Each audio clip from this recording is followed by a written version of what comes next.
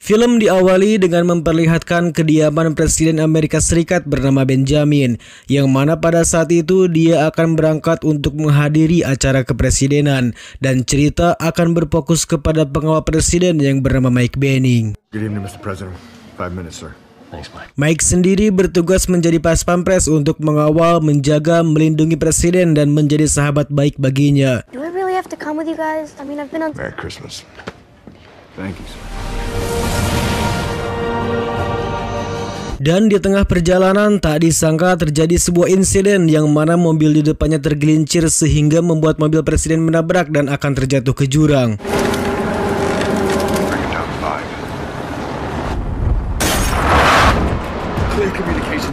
Hingga ketika Mike berusaha menyelamatkan sang presiden, dia justru menyuruhnya untuk menyelamatkan istrinya terlebih dahulu. Namun karena presiden adalah prioritas utama bagi seluruh nusa dan bangsa, akhirnya Mike pun hanya bisa menyelamatkan sang presiden, sedangkan istrinya harus terjatuh ke jurang.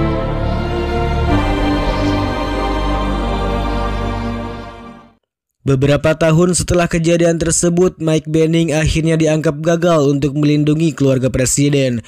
Untuk itu, tugasnya kini dipindahkan ke Departemen Keuangan dan di situ juga dia masih dibayang-bayangi oleh kematian istri presiden. I thought you said what's that? Paula's got this new boyfriend who's very... Boyfriend? You've met Paula. Maneuvers along the DMZ continue to ring.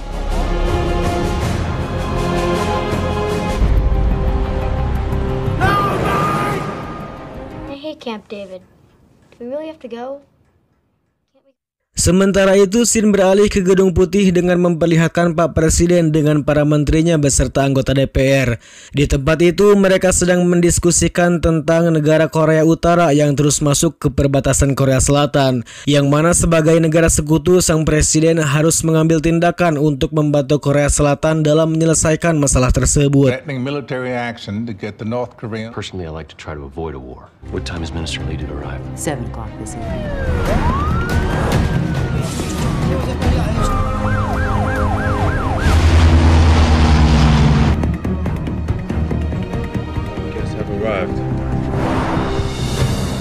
Singkat cerita, saat Perdana Menteri Korea Selatan tiba, di sana mereka langsung dibawa untuk bertemu dan berdiskusi langsung bersama presiden. If you would follow Agent O'Neill, please. Thank you, my friend. You too. Disrupted your vacation. Please, Mr. Lee, I'm sure you can appreciate that this is... Sir, there's been an intrusion. Please stand. Di sisi lain, kita diperlihatkan dengan pesawat tak dikenal yang masuk dalam pertahanan Amerika. Untuk itu, pihak pertahanan pun meminta kepada sang pilot untuk mundur dan putar arah, namun justru mereka malah meluncurkan tembakan. Mendengar hal itu, pengawal presiden pun langsung membawa sang presiden dan para tamu undangan untuk menuju ke bunker agar aman. Give me 4 minutes, Mr. President. Flight leader, U.S. Air Force aircraft. Air support on the way. Di sisi lain, pesawat tersebut terus menembaki pihak keamanan sehingga para sipil yang ada di sana menjadi korban. Sementara itu, Mike sendiri baru saja menyadari bahwa kini sedang terjadi sebuah insiden di Gedung Putih dan langsung pergi ke sana.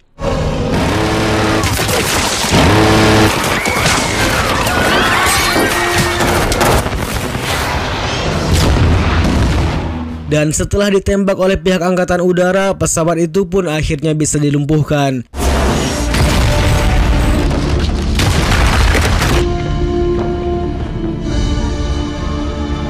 Sedangkan Mike yang sudah berada di sana pun dia sangat kaget ketika melihat banyak mobil yang meledak.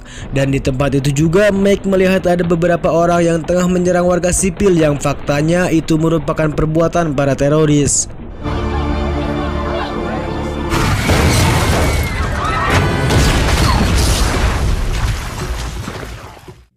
Sementara itu, di bunker sendiri terjadi sebuah insiden di mana Perdana Menteri Korea Selatan tiba-tiba menyerang dan membunuh semua pengawal presiden. Di situ juga mereka menyisakan beberapa orang untuk dijadikan sandera. Dan dari sini bisa disimpulkan bahwa kedatangan mereka ke sini merupakan hal yang sudah direncanakan untuk menguasai Gedung Putih termasuk sang presiden.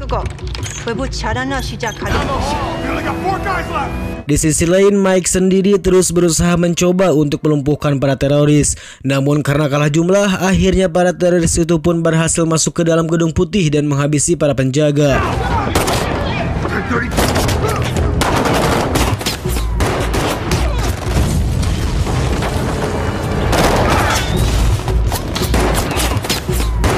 team from Andrews. Get them moving.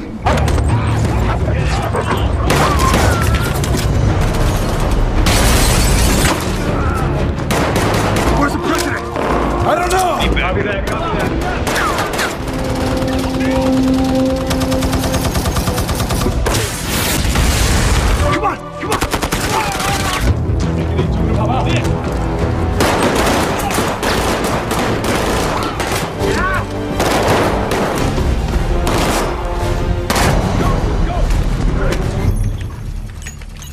Dan setelah berhasil menguasai Gedung Putih beserta sang presiden, di situ si ketua teroris itu pun meminta pihak Garda Nasional untuk menarik mundur semua pasukan mereka. Dan jika tidak dilaksanakan, maka sang presiden dan beberapa sandera akan dibunuh saat itu juga. Stand down. Di tempat itu juga mereka pun memberikan intimidasi dengan mengambil salah satu staf kepresidenan dan kemudian dia langsung menembaknya tepat di depan mata presiden sendiri, sehingga hal itu menunjukkan bahwa mereka tidak main-main dengan keputusannya. Sementara itu, Mike yang sebagai mantan pengawal presiden yang berani, di situ dia pun mulai memasuki Gedung Putih dan melihat semua rekannya sudah terbujur kaku tak bernyawa. Kemudian dia pun mulai masuk ke dalam sistem untuk mematikan kamera CCTV yang ada di sana.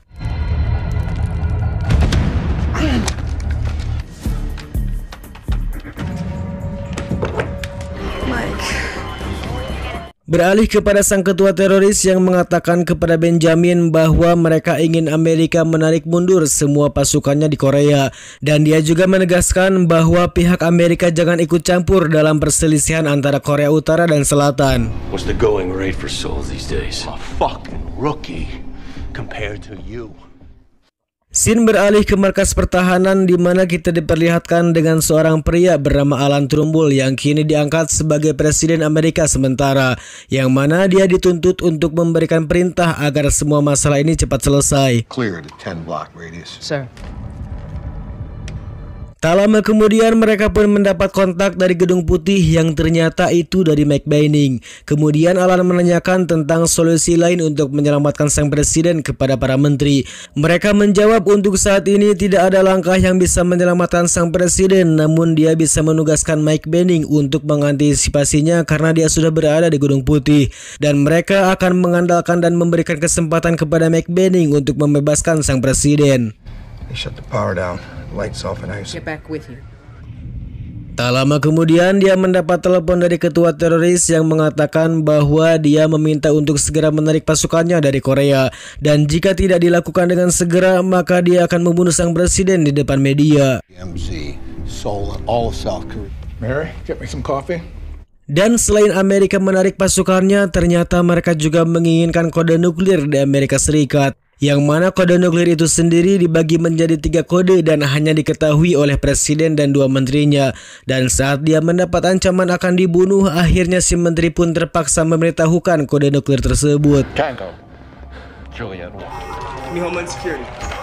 Kemudian Alan pun menghubungi Mike dan menjelaskan semuanya. They want us to recall the 7th Fleet and pull out. This is a highly classified military protocol. Setelah itu, Mike diberi tugas untuk mencari anak presiden yang mana anaknya sendiri akan dijadikan senjata oleh teroris tersebut dengan tujuan agar presiden mau buka mulut untuk mengatakan kode nuklirnya. Yes, sir. They want us to recall the 7th Fleet and pull out a 3-pronged fail-safe in the case of... Namun sialnya Mike Banning diketahui oleh mereka dari salah satu CCTV yang masih aktif. Kemudian dia bertanya ke salah satu pengkhianat yang ada di sana, yang mana dulunya si pengkhianat ini bekerja di Gedung Putih dan sudah mengenal jauh tentang Mike Banning. Dia pun mengatakan bahwa tidak ada yang perlu dikhawatirkan tentang Mike Banning. Dan melalui sensor gerak, si ketua itu pun mengutus beberapa anak buahnya untuk mencari Mike dan membunuhnya. Sementara Mike sendiri diam-diam masuk ke dalam dinding baja dan berhasil menemukan keberadaan anak sang presiden. Kemudian dia menghubungi pihak keamanan dan meminta mereka untuk menjemput anak presiden. Setelah itu dia pun langsung melumpuhkan beberapa musuh yang ada di sana. Di situ juga dia menginterogasi mereka untuk mencari informasi tentang siapa mereka sebenarnya.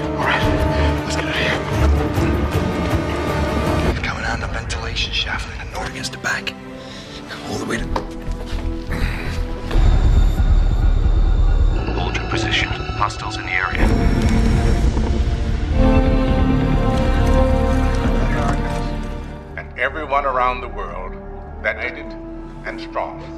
Okay, asshole. Yo. Dan setelah mendapat ancaman, akhirnya mereka pun mengatakan bahwa sang ketua merupakan salah satu orang yang paling dicari di dunia, dengan alasan karena dia telah melakukan teror di berbagai wilayah Korea, dan dia juga memiliki sejarah kelam tentang ayahnya yang sudah meninggal karena terkena ranjau oleh tentara Amerika, sehingga bisa disimpulkan bahwa sang ketua memiliki dendam pribadi kepada Amerika Serikat. Yeah. Man, those breached the gate. 28 are left. Some for bombing of the British Embassy in Seoul. I got the toughest fucking guys in the world. What we need to know is how to get in. Dan saat Mike menghubungi sang ketua secara langsung, dia pun menawarkan dua pilihan antara menyerahkan diri atau semua anak buahnya akan mati. Tak ingin menyerah begitu saja, sang ketua itu pun mengancam balik kepada Mike di mana dia akan membunuh istrinya. I have more than enough men to finish the mission. Go kill them. Setelah itu dia mengambil staf presiden yang mana dia sendiri merupakan orang yang mengetahui tentang kode nuklir tersebut. Dan setelah mendapat ancaman serta intimidasi, akhirnya dia pun buka mulut dan mengatakan kode nuklirnya.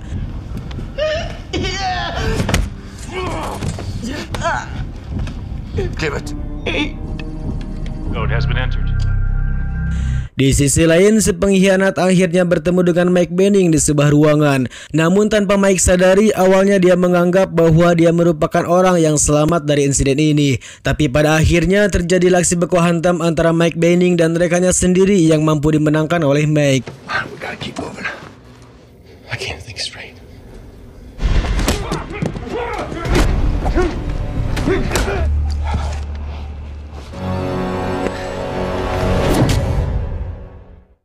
Di markas pertahanan sendiri, sang jenderal terlihat sudah mengirim pasukan udara untuk menyelesaikan semuanya. Send in the SEALs, General.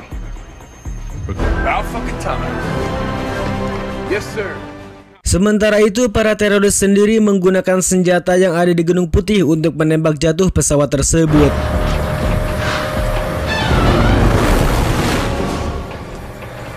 Abort this mission. They got the height. Weaponry. Tiger 2 being fired from the rooftop. Sorry, got that gun. Damn it, drop out. Tiger 6 is down. Back up.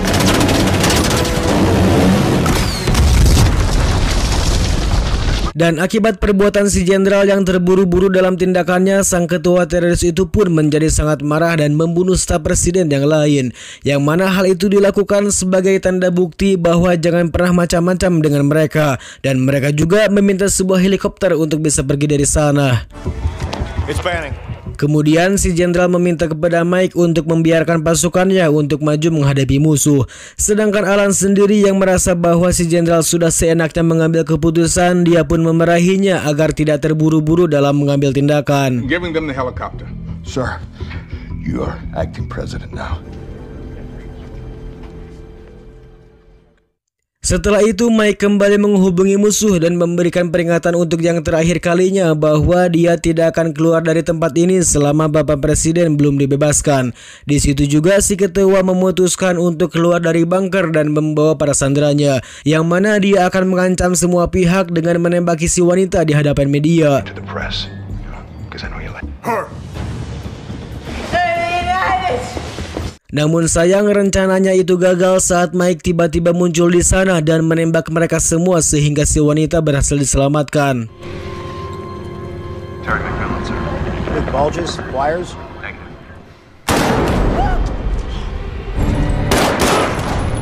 In response to rumors of an full-scale conflict and that You just lost South Korea. Today's attack on the White House, which began as the Prime Minister.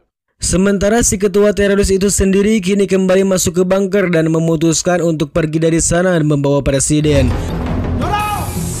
Dan saat pesawat yang dimintanya sudah datang, si ketua itu pun memakaikan tutup kepala di semua orang agar para sniper tidak bisa mengetahui yang mana Bapak Presiden. Sehingga saat pesawatnya sudah terbang, tiba-tiba terjadi sebuah ledakan yang membuat semua penumpang tewas saat itu juga.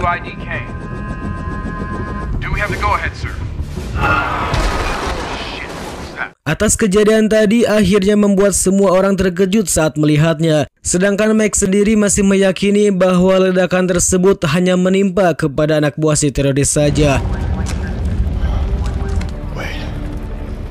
Can't let him leave. Dan benar saja si ketua dan presiden ternyata masih ada di bunker, di mana dia juga berhasil mendapatkan kode nuklir terakhir dan mengaktifkannya. Kemudian dia menghancurkan dinding belakang bunker untuk pergi dari sana membawa sang presiden.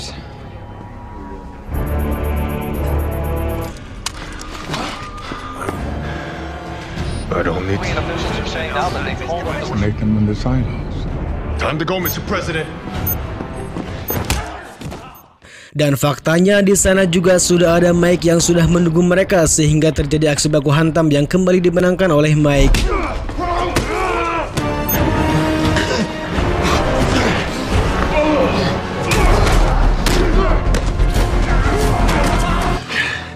Okay, it's gone through. Setelah itu dia langsung menghubungi markas pertahanan untuk menanyakan tentang cara mematikan kode nuklirnya. Dan dengan keberanian Mike akhirnya dia pun berhasil mematikannya sehingga dia bisa menyelamatkan seluruh warga Amerika Serikat dari ledakan nuklir.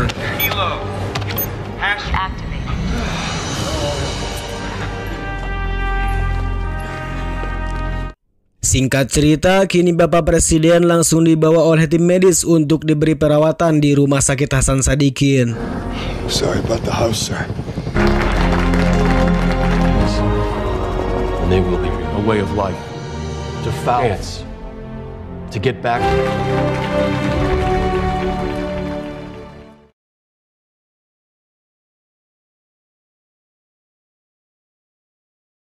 Diawali dengan memperlihatkan aksi teror di beberapa negara Asia, yang mana hal itu dilakukan oleh seorang teroris yang sangat dicari di dunia bernama Amir Barkawi.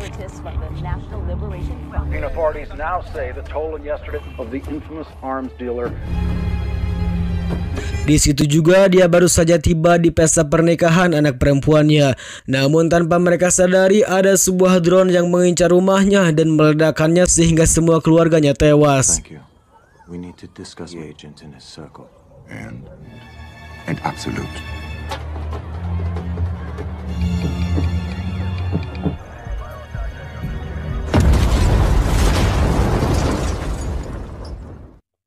Beralih kepada Mike Benning dan istrinya yang terlihat sangat hidup bahagia, rukun, tenang setelah kejadian di Gedung Putih beberapa tahun yang lalu. Alright, so... Right. Okay. Taking me this long. Dan di situ Mike ternyata memilih untuk mengundurkan diri karena terlalu lama sudah menjadi pas pampres. Akan tetapi hal itu belum diungkapkan karena dia masih berpikir dan belum berani untuk mengatakannya. Scene beralih kepada sang presiden yang mendapat telepon bahwa Perdana Menteri Inggris baru saja ditemukan meninggal di kediamannya. Sedangkan kematiannya itu sampai saat ini masih belum diketahui apa penyebabnya. Dan atas hal itu diadakanlah sebuah pertemuan para menteri sekaligus pemakaman untuk Perdana Menteri tersebut, yang mana pemakamannya itu akan dihadiri oleh beberapa pemimpin dunia termasuk Presiden Amerika Serikat. Confirmed attendees are all world leaders, but let's make sure this was from 12 different countries. We denied all of them. Sementara Mike yang mengetahui bahwa presiden akan pergi ke London, dia pun berpamitan kepada sang istri dan memintanya untuk bersabar. Dan kabarnya kini istrinya yakni Leah sedang mengandung anak pertama dari Mike. Say bye-bye to Daddy. Behave. The Brits are world class. We all know their reputation. But Steedro, Air Force One will land to stand different countries with 40 different... Thanks, Fask.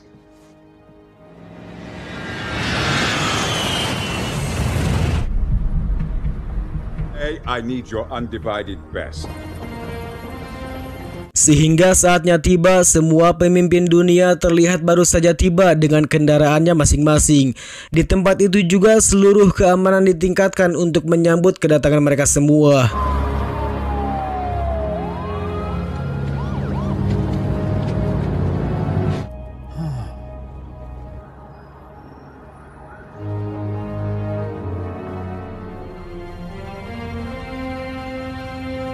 With security at unprecedented.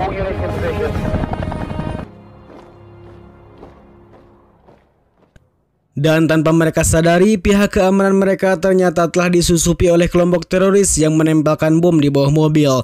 Sehingga ketika bom itu meledak, semua orang yang ada di sana menjadi panik di tempat itu juga. Bugs the shit out of me.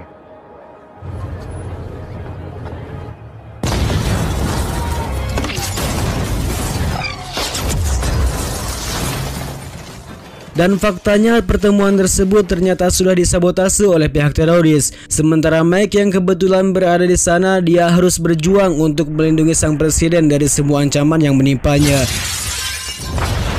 Been a massive attack at the cathedral.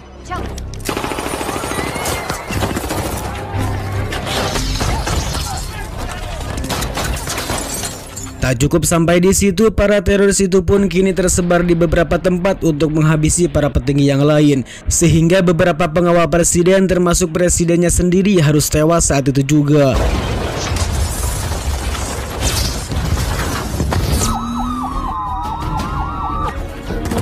Keep your head down. Black Land Rover. All right, here we go.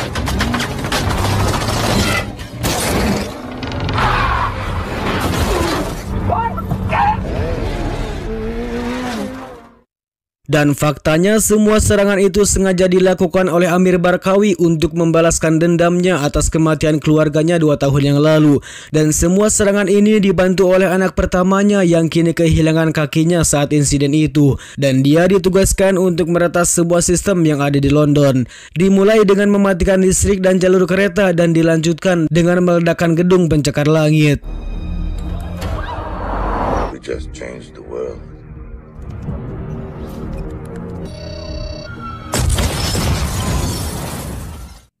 Di sisi lain, Alan Trumbull sendiri kini berperan sebagai juru bicara sekaligus penasihat presiden. Setelah hancurnya kota London, mereka pun menunggu kabar dari sang presiden tentang apakah dirinya masih selamat atau tidak. Dan setelah mendapat informasi bahwa Mike dan juga presiden kini berhasil selamat dari insiden tersebut. Namun sayang, kebahagiaan itu tidak berselang lama karena tiba-tiba dan ketika misil kedua diluncurkan, sang pilot pun meluncurkan suar untuk mencegah misil tersebut. Namun sayang, hal itu tidak cukup untuk menyelamatkan mereka. Saat misil ketiga mengincar mereka, Mike pun mengatakan agar presiden tetap tenang karena misil itu sudah mengunci dan pasti menembak mereka. Namun beruntung karena sutradara tidak ingin filmnya cepat selesai, akhirnya Mike dan juga presiden masih bisa selamat.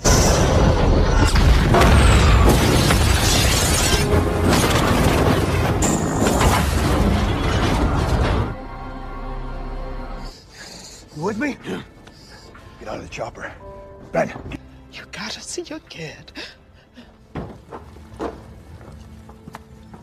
Tak lama kemudian datanglah para teroris yang membawa motor dan masih terus mengincar mereka. Sementara di markas pertahanan sendiri, Alan mendapat pesan dari Amir Barkawi yang mengancam kepada mereka semua karena sudah membunuh keluarganya. Namun faktanya semua itu masih belum diketahui tentang siapa yang mengirim drone dan membunuh keluarganya. Tapi yang jelas dia menuntut balas dendam kepada semua negara yang dianggapnya sebagai pelaku bom itu. Responsible for more deaths than the plague. Mike, take my call. You understand, President? We sell those arms through dummy. Poor to be blown to bits in our land. Media too. Everybody in the world has seen. Then every death from this moment forward will be on your head. Di sisi lain, kita diperlihatkan dengan seorang teroris yang menyamar sebagai seorang polisi, di mana dia langsung diserang dan dihabisi oleh Mike. Really? These guys are pros. We should go for the embassy. Come on, let's go. Kemudian mereka berdua pergi ke stasiun kereta yang ternyata para teroris tersebut tiba-tiba muncul di hadapan mereka. Namun dengan pengalaman dan keberanian yang dimiliki oleh Mike, akhirnya dia mampu mengecoh dan melumpuhkan mereka semua. Dan dengan harta yang dibawa oleh musuh, di situ Mike memberikan ancaman kepada para pelaku tersebut untuk mengintimidasi mereka agar lebih emosi.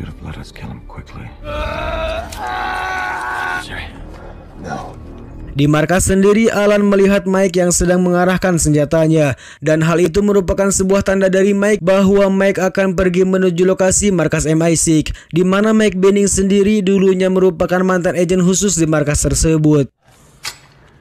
How many you think died? Don't let them take me. I'm not gonna risk their lives. Sesampainya di markas itu, Mike pun di situ bertemu dengan teman lamanya bernama Bridge. Di sana mereka memutuskan untuk bersembunyi di sana hingga pasukan penjemputan datang. That said, I offer you this, or I stand by to get you out of. Mike, there was a drone strike. any country, it's Bakawi, sure, but didn't have any problems finding recruits, did they? I don't know about you, but I'm thirsty as fuck. Every day, it's kind of our always encourage. Dan tak lama kemudian Mike melihat beberapa pasukan dari CCTV, namun dia tidak mencurigai bahwa itu bukanlah pasukan penyelamat melainkan musuh yang mengejar presiden. Kemudian Mike pun mengambil beberapa senjata dan menyuruh Bapak Presiden untuk bersembunyi, sedangkan temannya ditugaskan untuk pergi ke markas pertahanan untuk meminta bantuan kepada para tentara di sana. Dan di situ Mike pun mampu menghabisi para teroris dengan sangat mudah.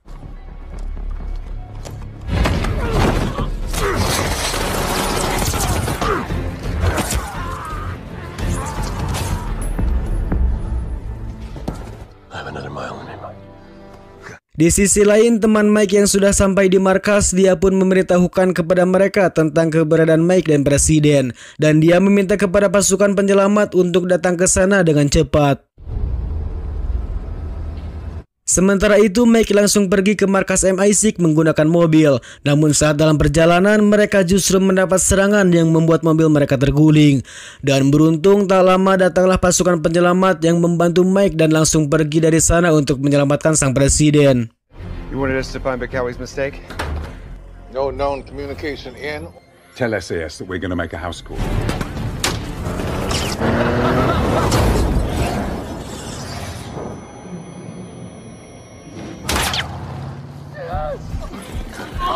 Where'd they take him? Left side. We'll take care of that. Gina's using our own surveillance systems. Di sisi lain, presiden sendiri kini menghadap salah satu anak buah dari Amir Barkawi, dan dia akan membunuh sang presiden dengan disiarkan langsung oleh seluruh media dunia. Sesuai arahan dari markas, Mike dan pasukannya pun kini menuju ke tempat di mana sang presiden disandra. Dan terjadilah aksi baku tembak di mana Mike memutuskan untuk masuk sendiri, sedangkan pasukan yang lain diminta untuk mengalihkan perhatian musuh.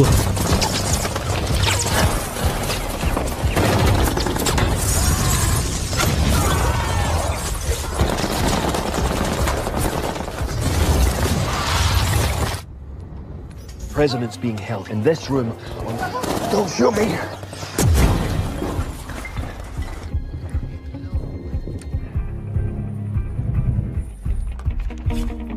Dan saat dia akan membunuh sang presiden, tiba-tiba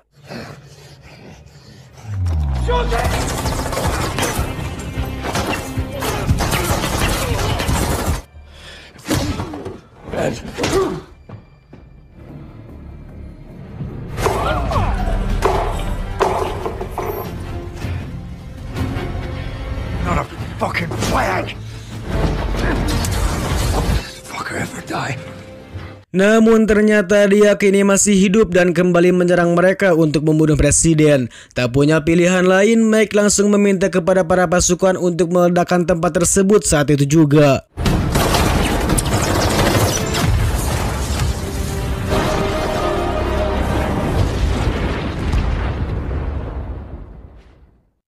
Ketika pasukan berhasil masuk ke dalam untuk memeriksa, beruntungnya mereka dapat menemukan Mike dan juga presiden yang masih hidup. Fox Command. We found the fucking hay funerals. That all they got? Blood.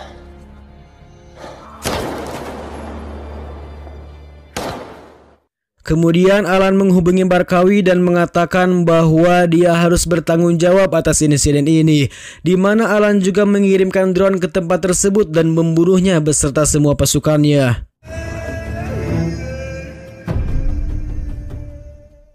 Singkat cerita, setelah kejadian tersebut, anak pertama Mike pun lahir ke alam dunia dan dia sangat senang dengan hal itu.